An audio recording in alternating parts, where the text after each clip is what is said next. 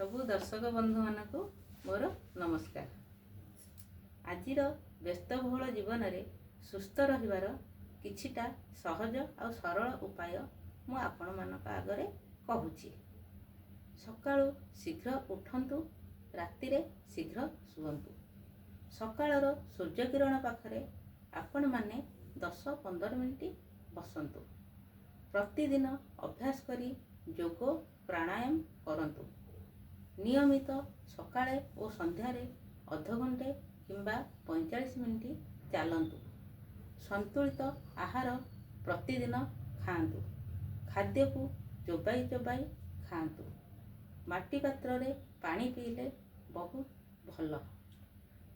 सप्ताह को गोटे दिन उपवास कले देह सुस्थ रहे।